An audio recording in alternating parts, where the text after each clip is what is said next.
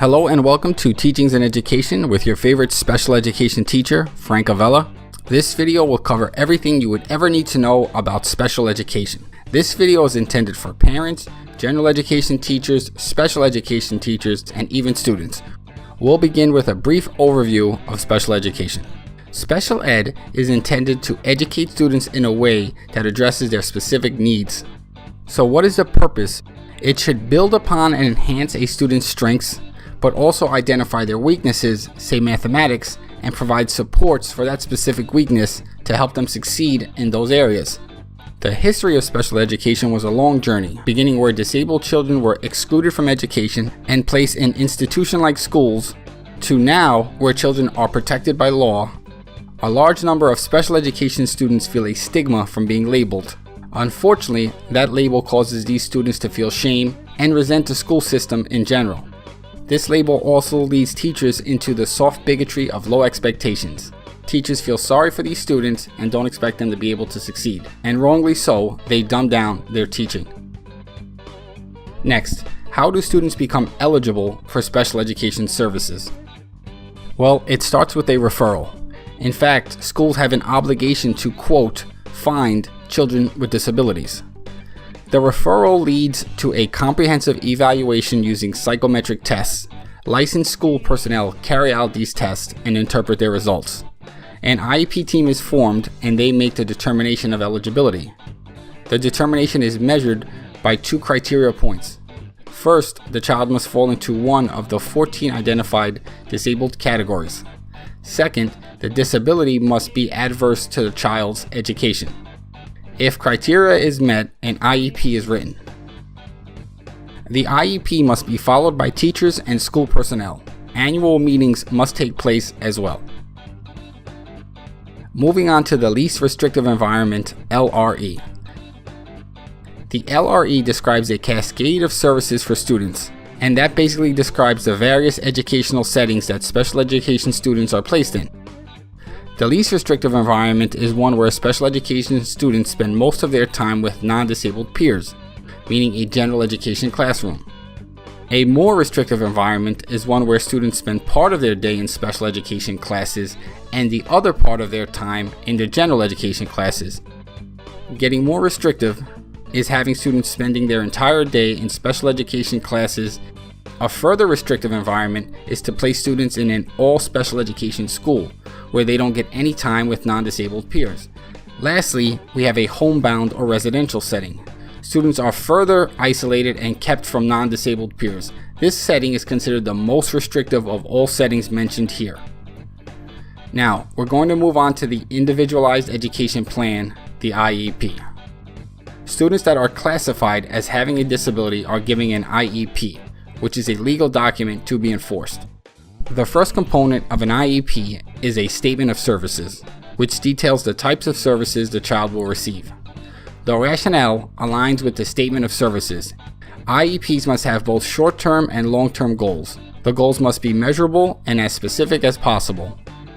Next is the present level of educational performance, which simply describes how a student is currently doing. IEPs must have the projected dates for initiation and duration of services. Next is accommodations and modifications. Accommodations must be put in place for state testing. Students need to have a plan for transition and post-secondary life beginning at the age of 16 until they graduate from high school. Now let's take a look at some of the major legislation that created this system of special education. First up is Public Law 94-142. The cornerstone is FAPE, which stands for Free and Appropriate Public Education for All Children.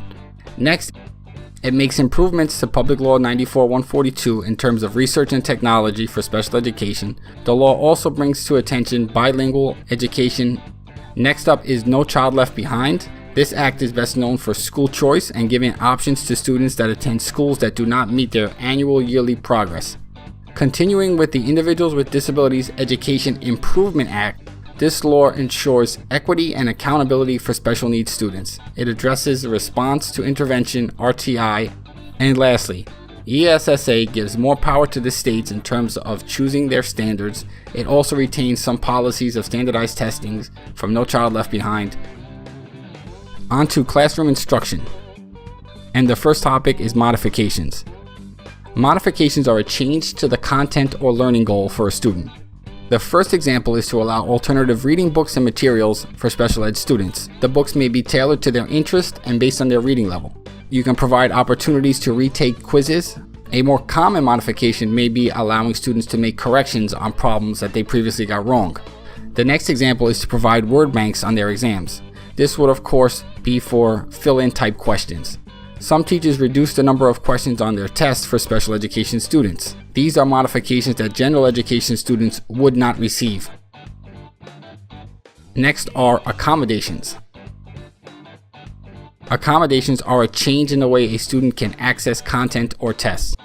The first example is preferential seating. The students get closer and closer to access the teacher during the lesson.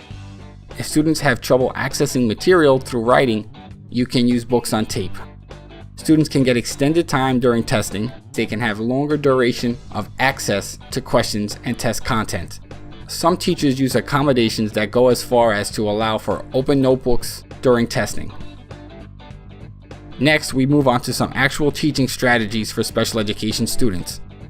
Special education students, more than most, require differentiated instruction, and teachers can differentiate by 3 different ways: the content, the process, and the product. Classroom lessons and assignments should be broken down into smaller, more manageable tasks. Formative assessment is important because these students quickly fall behind their non-disabled peers.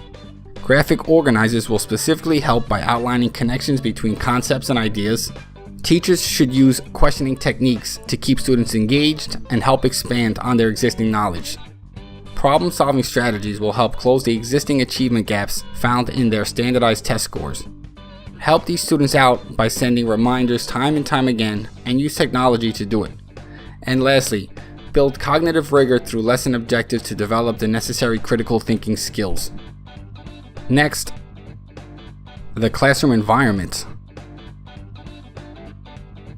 The classroom environment may be adapted for special education students.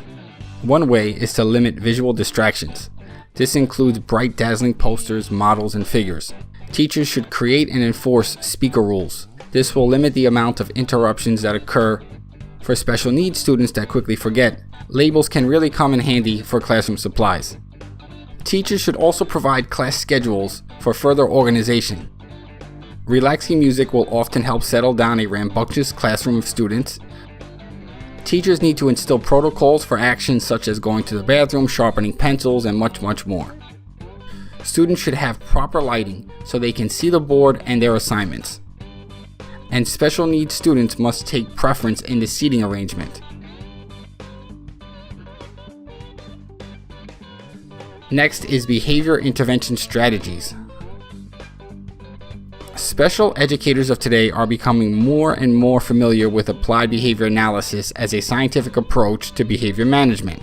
Functional behavioral assessments, known as FBAs, are used to find the root causes of problem behavior.